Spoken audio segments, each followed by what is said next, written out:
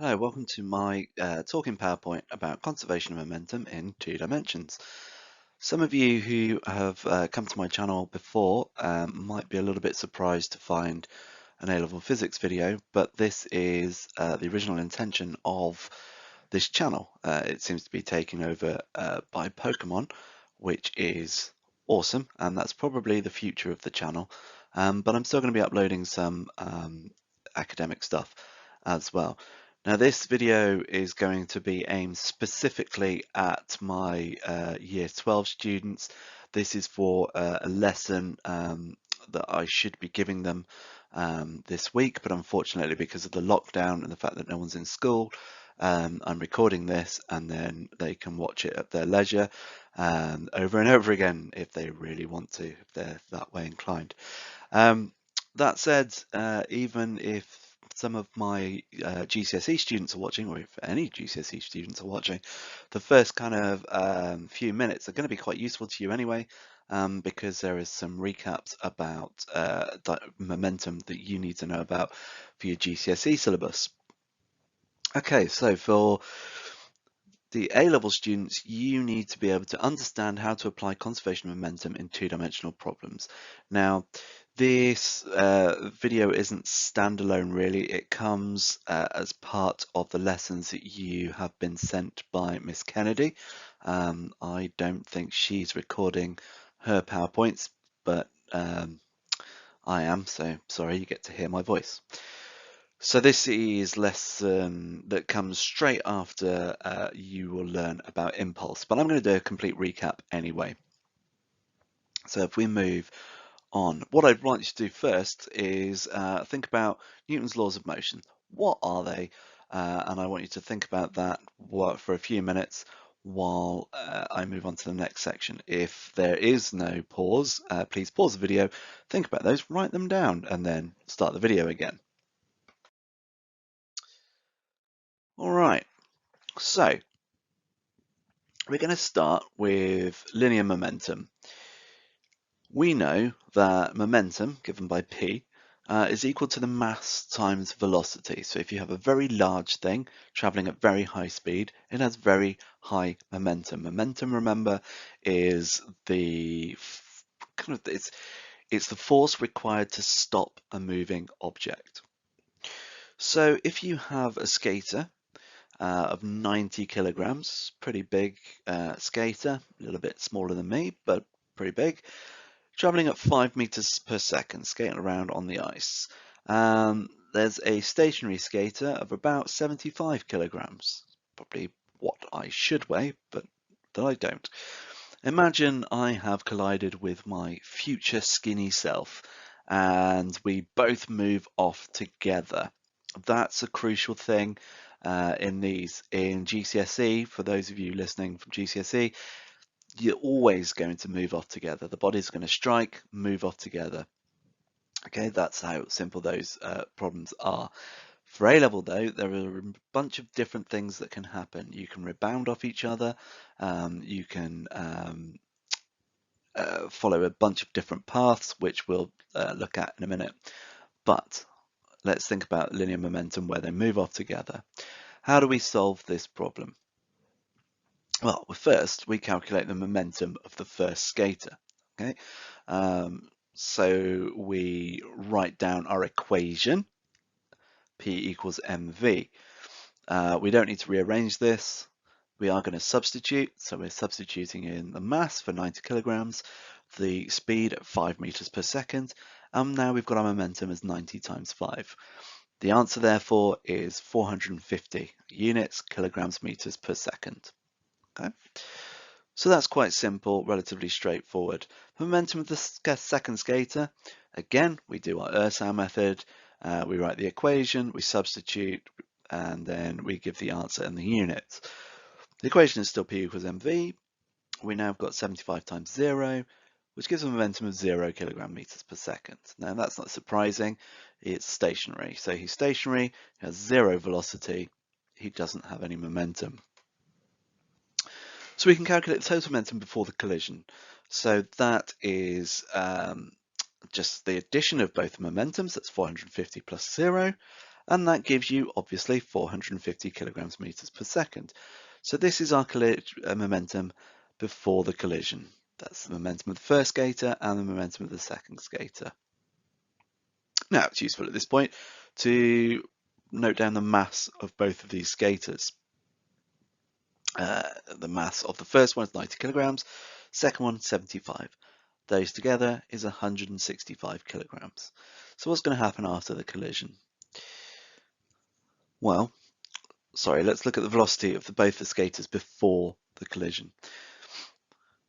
We can work out the velocity by rearranging the momentum.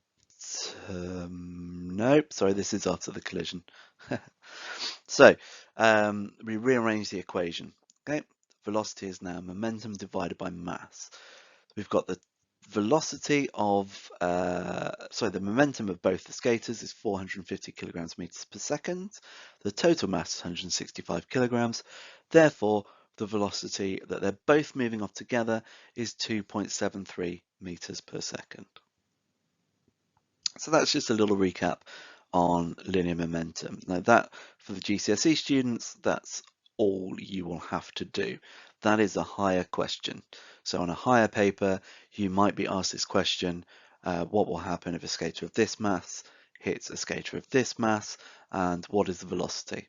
So you would work out the momentum of both skaters, find out the total momentum, and then, now that you've got the mass of the combined skaters, the two skaters together, you can calculate the velocity. A little bit of rearrangement and everything is perfect. That's GCSE. GCSE, relatively simple. Now then, let's suppose we have a rocket. A rocket is traveling at 8 meters per second on a horizontal plane. If you have an asteroid traveling at 15 meters per second, heading towards it, 45-degree angle, what's going to happen? Okay, so this is the situation. Boom. So you have the rocket has now been hit. What happens after this? How are we going to work out where this rocket and asteroid are going? Now, again, in this instance, the rocket and the asteroid are going to move off together. We're keeping it simple at this point. So let's take a quick step back. Let's try and remember Newton's second law. Okay? And let's put it in terms of momentum. All GCSE students should know that force equals mass times acceleration. F equals ma. That's quite simple. Now, acceleration is velocity divided by time. Strictly speaking, it's the change in velocity divided by the change in time. But we can write this as acceleration equals v over t.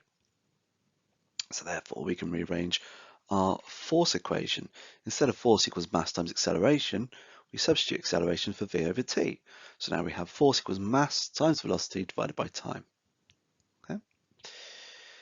Now then, we've just described momentum as mass times velocity, P equals mv. And I hope you can see from the equation above that we can simply substitute momentum in now instead of mass times velocity. So force is now momentum divided by time. Now, because force and momentum are vectors, they can be broken down into both the horizontal and vertical components. And we're going to use our old friend trigonometry. Hooray! Gotta love a good bit of trig. So here we go. The first thing we're going to have to do is calculate the momentum parallel to the rocket motion. Okay, so the horizontal plane. The velocity of the meteoroid is 15 cos 45. That's because it's traveling at a 45-degree angle to the parallel plane. So the velocity of the meteoroid is 10.6 meters per second in this plane. Therefore, the momentum, its mass was 20 kilograms. Therefore, its momentum is 212 kilograms per meters per second. The momentum of the rocket is 350 times 8, 350 kilograms multiplied by 8 meters per second. That gives a whopping momentum of 2,800 kilograms meters per second. Therefore, the total momentum in the parallel plane is 2,800 plus the 212 from the meteoroid, and that gives a total momentum of 3,012 kilograms meters per second. So what about perpendicular to rocket motion? This is in the vertical plane now. Remember that the rocket was only moving in the horizontal plane. So the velocity of the meteoroid is now 15 sine 45, which still gives 10.6 meters per second. 45 degrees is that magical angle where both cos and sine are equal.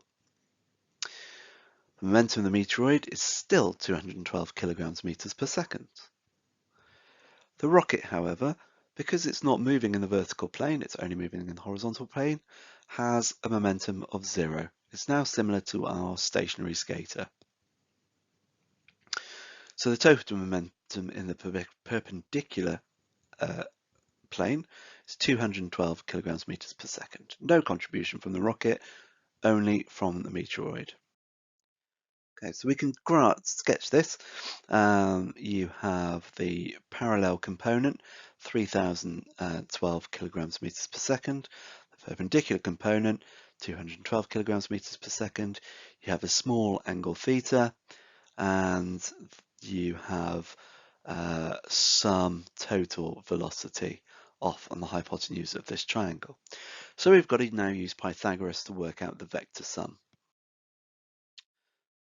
Okay. So the momentum of the rocket is going to be, the rocket and the asteroid together is going to be given by this. Because it's a Pythagorean relationship, the square of the total momentum is equal to the square of the other two momenta in the horizontal and vertical planes. Okay, so we're squaring 3012 and 212, adding those together to give the square of the momentum. And that gives a total momentum of 3,019 kilograms meters per second. And so we can calculate the velocity after that as well, but again, rearranging. Now you have both the masses. So you have the total momentum divided by the total mass. Again, this is the same as the skater situation. So we end up with 3,019 kilograms meters per second divided by 350 plus 20, that's 370 kilograms, which gives us a final velocity of 8.16 meters per second. So we can see that the rocket has sped up just a little bit. It started at 8 meters per second, it's now 8.16 meters per second. But what direction is it going in? Where has it gone? Is it going to stay in the horizontal plane, or is it going to move slightly into the vertical? Well, if you think about this, you will already know the answer. It's definitely not going to just stay in the horizontal plane. It's going to shift at least a little bit. So let's see what angle it's going to be. So we simply take the tangent of the triangle that we looked at earlier. Tan we use opposite over adjacent. So the opposite is 212 kilograms meters per second, and the adjacent 3012 kilograms meters per second. So 212 divided by 3012 to the anti-tan, you end up with a change in 4 degrees, which looks something a little bit like this.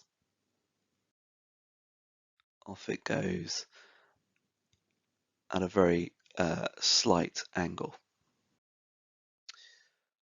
All right, so that's simple two-dimensional momentum. Let's have a look at collision scenarios.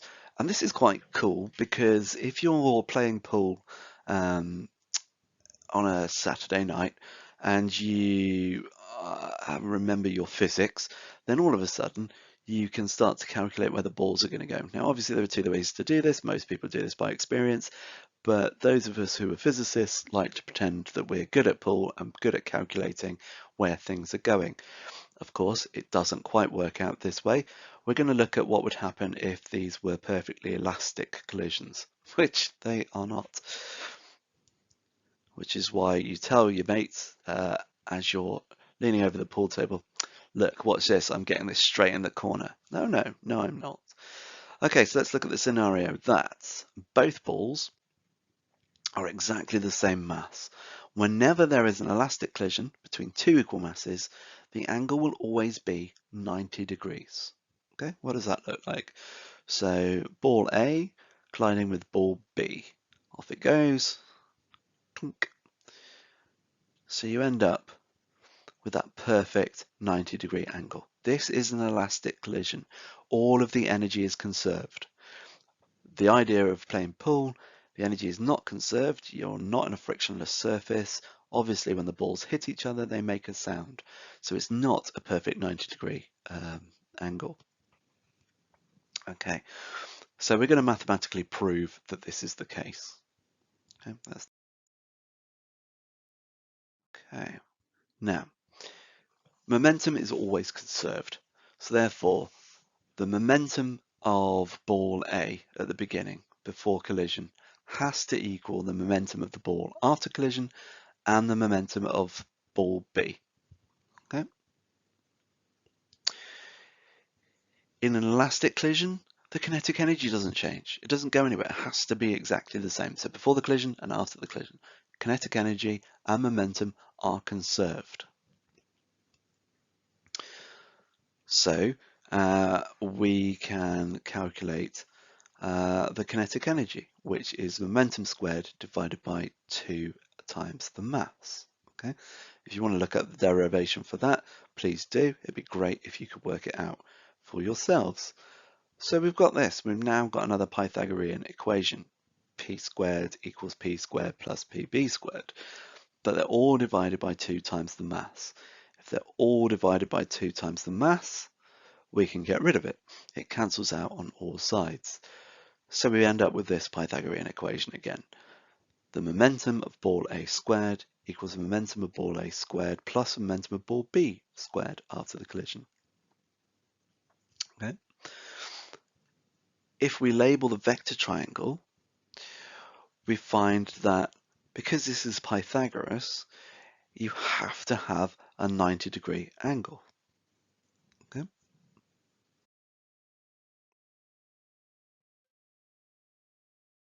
Sorry about that. Okay, so if you have the ball traveling in a horizontal direction, it strikes a ball in front of it, you have to have a 90-degree angle because you have a situation that obeys Pythagoras' law. Okay, and that only works for 90-degree triangles. It has to have a right angle. So therefore, this collision also is a right angle. Now this is for balls of the same mass. Okay, so the mass of ball A is the same as ball B. Now, if you start to think about other particles, you've looked at particle collisions, you'll see that actually this isn't always the case. You don't always get a 90-degree angle. You'll get a smaller than 90-degree angle if the mass of A is much larger than the mass of B. Okay? In the first collision, where they're the same mass, you get the velocity and the momentum of both balls is exactly the same. The momentum is shared equally. In this case, where the mass is larger, the momentum is shared equally, but again, the velocity has to be different. Okay, it's like if you remember the demonstrations of Newton's third law in GCSE, you've got two skaters and you pushed against each other. If they're the same mass, they travel the same distance away. If you then put two people on a skateboard and put it next to one person on a skateboard and they push away, then the single skateboard rider is going to travel twice the distance as the two skaters because the momentum is conserved, but if you have double the mass, you have to have half the velocity.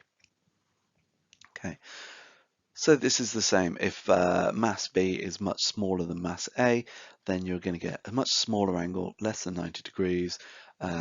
Ball B is going to travel further and faster. Conversely, if ball B is much larger, and you'll see this if you have a pool ball and you throw a ball bearing at it. If the pool ball moves at all, it's going to move very slowly, and the ball bearing is going to ping back off it. Okay, and it's going to come backwards, almost rebounds. And again, this is conservation of momentum, and you don't need to derive this one, but that angle is much larger than 90 degrees. Okay, so unfortunately, obviously, being in lockdown, we cannot do this practical. It is a required practical. It's one of the CPACs, and you have to write it up. And part of the actual write-up is to use ICT to look at the momentum of two balls striking. Now, we did this last year with my current year 13s, and I made a video of it and I uploaded that to YouTube purely to enable us all to just look at the video. Now that video is still on my YouTube channel, which is good. I'll pop a card at the end of this video so you can click on it. It is in full time, so it's 20 seconds of a ball rolling down a ramp, striking another one. Hopefully, if I can get Premiere Pro to work properly, I can slow that down and annotate it for you guys. That might take a little while, but when I can re-upload that, hopefully if we get back to school this year, we can go through that, and we'll do the practical anyway because it's just fun, let's face it. We put the desks together, we have a ramp, we put reference rulers around the impact area, place a ball bearing under the bottom of a ramp, let a ball down and watch them hit each other. Okay, so and this is really to find out how elastic the collision is, because again, if you've got a perfect elastic collision and the balls are the same size and the same mass, then we know they should split off at 90 degrees. If they're the same mass and they don't, then we can see what type of energy or how much energy is in fact being lost through friction and sound. Okay, so it says record slow motion footage of the collision. Now we've filmed it in real time, so I'm going to slow that down, and then you can draw a diagram. You should hopefully be able to measure the angles on the screen, again once I've slowed it down, and then you can draw the vector triangle. Resolve each component and you can calculate the velocity in each component. And then using that, we can calculate the total energy. Now that's not going to be possible at this point because we don't have the mass of the ball. What we can do when we get back to school is do that properly. We can measure the mass of the ball, roll them down the tube, take another video of it, and we can do the slowing down process there and then. All right. It's just time now for me to say thank you very much for watching. I hope that was useful and I hope that made some sort of sense. You can go back, pause bits, go back over bits. Feel free to drop me a line on Show My Homework, or we're going to be, hopefully by the time you get this, working on Microsoft Teams, so you can ping me a question then. For those of you who watch this and aren't actually in my class, if anybody did, please feel free to leave a question or a comment in the comments down below, and I will try and get back to you.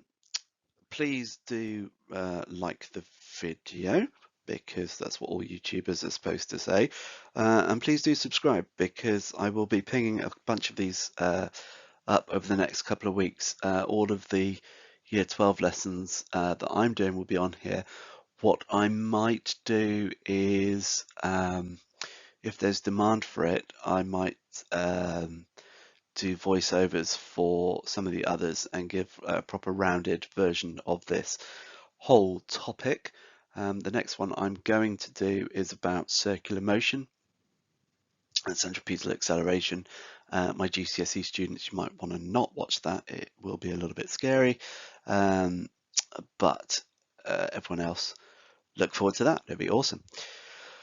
And of course, if you are subscribed, then you will get to see the Pokemon content that is coming up. And there's some pretty awesome stuff coming up, including my family's lockdown tournament and a few unboxing videos and just all things cool and Pokemon for those of you into the Pokemon. I know a couple of you guys are. All right, I will see you soon, hopefully. Stay safe, everyone, and I hope you're managing to get through this lockdown situation without too much undue stress and horror. Okay, stay safe. See you soon.